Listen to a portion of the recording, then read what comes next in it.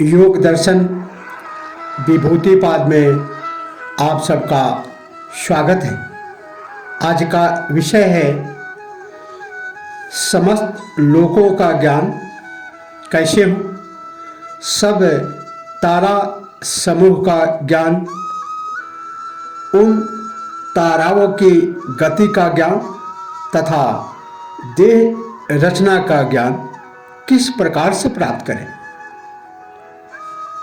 योग दर्शन विभूतिपाद पातंजल योग सूत्र 26, 27, 28 और 29 सूत्र का अर्थ और व्याख्या प्रस्तुत किया जाएगा।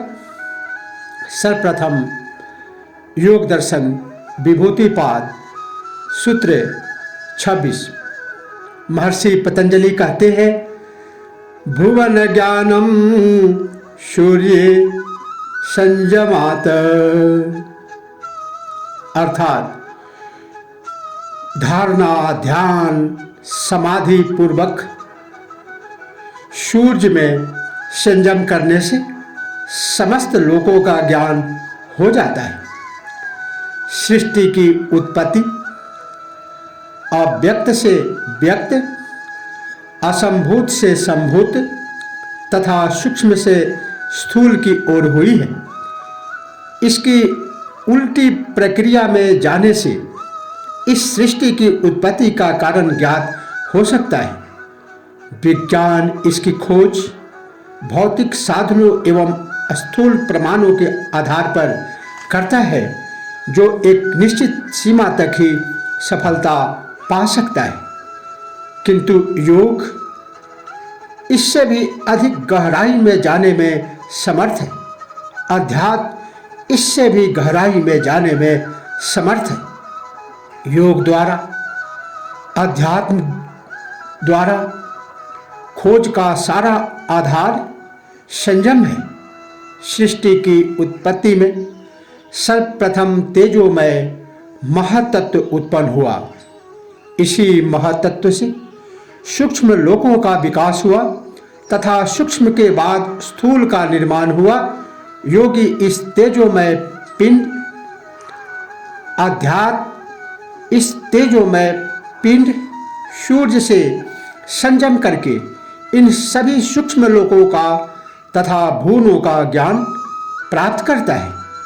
पुराणों में जिन लोकों तथा भुवनों का वर्णन मिलता है वे सभी सूक्ष्म जगत के हैं। इन स्थूल जगत से इसका संबंध नहीं है। स्थूल जगत में यदि वैज्ञानिक इन्हें ढूंढने का प्रयास करेंगे तो वे कहीं नहीं मिलेंगे। इस सूत्र में जिस सूर्य की बात कही गई है वह एक तेजोमय पिंड है जो आरंभ में था तथा उसी से इन सूक्ष्म एवं स्थूल लोकों का विकास हुआ है। हमारी पृथ्वी के सूर्य से इसका अर्थ नहीं है, क्योंकि ऐसे अनेक सूर्य इस ब्रह्मांड में विद्यमान हैं जिनका निर्माण तेज से हुआ है। यह तेज ही घनीभूत होकर सूर्य बने तथा सूर्यों के ठंडा होने से पृथ्वियाँ बनी। यदि हमारे सूर्य में ही संयम किया जाता है तो इससे उससे संबंधित और सौर मंडल का ही ज्ञान हो सकता है। समस्त लोगों का ज्ञान नहीं हो सकता। अतः यहाँ सूर्य का अर्थ वह तेजोमय पिंड ही समझना चाहिए। और इसी को समझाने के लिए महर्षि पतंजलि ने भुवन ज्ञानम सूर्य संयमात कहा है। भुवन ज्ञानम सूर्य संयमात। आगे सब तारा समूह का ज्ञान को बताते हुए कहते हैं, सूत्र 27, चंद्रे तारा विहु ज्ञानम, अर्थात चंद्रमा में संयम करने से सब तारा समूह का ज्ञान हो जाता है। इसी प्रकार चंद्रमा में संयम करने से सब तारा समूहों का ज्ञान होना स्वाभाविक है। यहाँ भी यह बात समझ लेनी चाहिए कि सृष्टि निर्माण की प्रक्रिया के आरंभ में केवल तेज था। इस तेज से ही विभिन्न तेजोमय पिंडों का निर्माण हुआ, जो पहले की अपेक्षा अधिक घना था तथा भिन्न भिन्न पिंडों में संगठित हुआ। इन पिंडों से ही छोटे पिंड अलग हुए तथा अपना ताप खोकर वे ठोस पिंडों के रूप में परिवर्तित हुए। इनसे सभी ग्रह, उपग्रह आदि ठोस पिंड आ जाते हैं। यहाँ चंद्रमा का अर्थ केवल हमारी पृथ्वी के चंद्रमा से ही नहीं है, बल्कि उन तेजोमय पिंडों के छिटकने से ही अनेक तारा समूहों का निर्माण हुआ है। चंद्रमा भी उसी प्रक्रिया का रूप है। इसीलिए इस एक चंद्रमा अर्थात सूर्य से निकलते हुए पिंड में संयम करने से सभी तारा समूहों का ज्ञान हो जाता है, क्योंकि इनकी रचना भी उसी तेजोमय पिंड से हुई है। इसी आध्यात्मिक ज्ञान को स्पष्ट करने के लिए महर्षि पतंजलि ने योग दर्शन विभूति पाद के सूत्र 27 में स्पष्ट रूप से लिखा है, चंद्रे तारा व्यूहो ज्ञानम।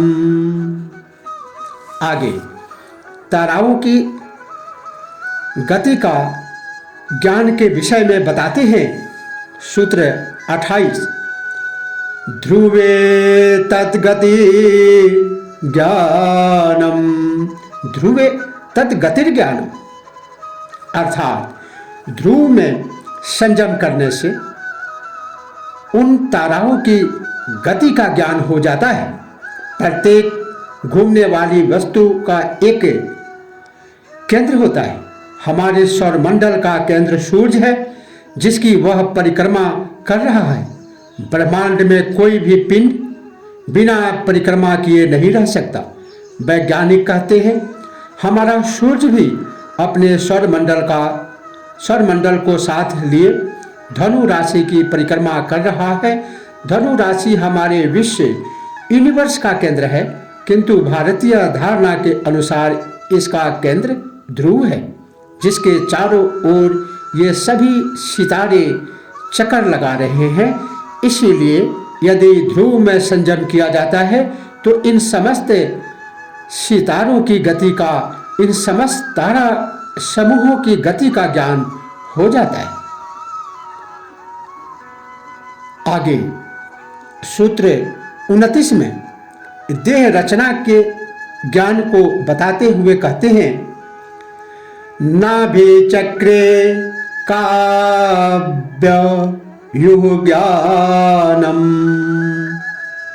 नाभि चक्रे काव्युः ज्ञानम अर्थात नाभि चक्र में संयम करने से देह रचना का ज्ञान हो जाता है। शरीर का केंद्र नाभि है। गर्भावस्था में बालक नाभि द्वारा ही मां से संयुक्त रहता है तथा इसी के द्वारा अपनी खुराक लेकर शरीर का पालन पोषण करता है। शरीर के निर्माण में भी सर्वप्रथम नाभि का ही विकास होता है तथा इसके द्वारा प्राप्त खुराक से अन्य अंगों का विकास होता है। नाभि में ही वह चक्र है जिसमें शरीर की समस्त नाड़ियां गुथी हुई है। इसीलिए योगी इस नाभि चक्र में संयम करके शरीर रचना का ज्ञान कर सकता है। शरीर का विकास भी क्रमिक रूप से होता है। इस क्रम का ज्ञान नाभि चक्र में संयम से होता है। प्राचीन काल में इसी आधार पर शरीर की सूक्ष्म से सूक्ष्म नाड़ियों को पहचानना तथा इसी के आधार पर चिकित्सा शास्त्र आयुर्वेद का विकास हुआ। आयुर्वेद का अर्थ होता है जीवन का ज्ञान, जीवन का वेद।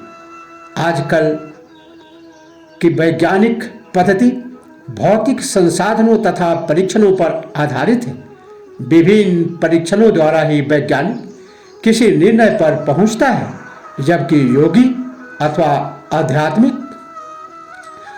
अध्यात्म इस संयम द्वारा सीधा ही निर्णय तक पहुंच जाता है। इसी वैज्ञानिकता को समझते हुए महर्षि पतंजलि ने योग दर्शन विभूतिपाद के सूत्र 29 में इसे देह रचना के ज्ञान को उल्लेख करते हुए कहा, नाभि चक्रे काव्युः ज्ञानम।